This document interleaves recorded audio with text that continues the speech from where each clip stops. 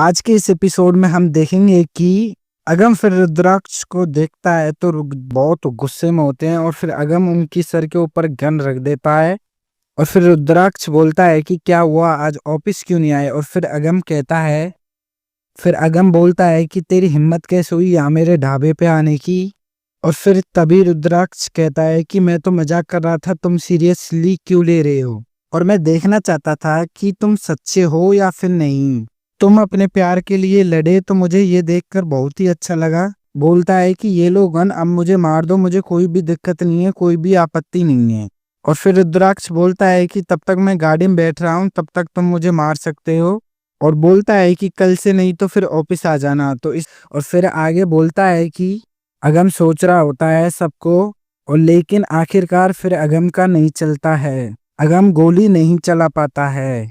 और फिर रुद्राक्ष खुश हो जाता है और सोच रहा होता है कि अगम ने मेरे ऊपर गोली नहीं चलाई। फिर रुद्राक्ष मन ही मन में बोलता है कि आखिरकार बकरा फंस ही गया, और निमृत चिड़िया को तो मैं कभी भी उड़ा सकता हूँ, तो उसकी तो मेरे को टेंशन लेने की जरूरत नहीं है।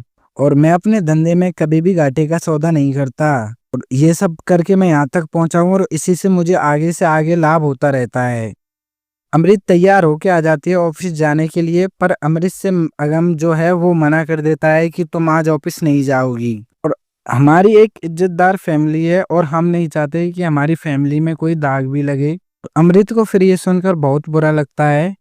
और फिर अमृत जो है अपनी फोटो से ही बात कर रहा होता है न्यू ईयर्स की, और तभी पीछे से निमृत की आवाज आती है और सोचता है कि निमृत तो ना जाने कब की आ गई मेरे पीछे। और आगे हम लोग देखेंगे कि अमृत को बहुत गुस्सा आ रही होती है, उसकी वैल्यू नाजायज में है, उसका तो कोई रिश्ता ही नहीं है, और उसको फिर बहुत ज्यादा गुस्सा आता है। और मिठाइयाँ बनाती है निवृत्त, और चोरी चोरी अगम जो है मिठाइयाँ खा रहा होता है, और तभी खूब दोनों में प्यार दिख रहा होता है।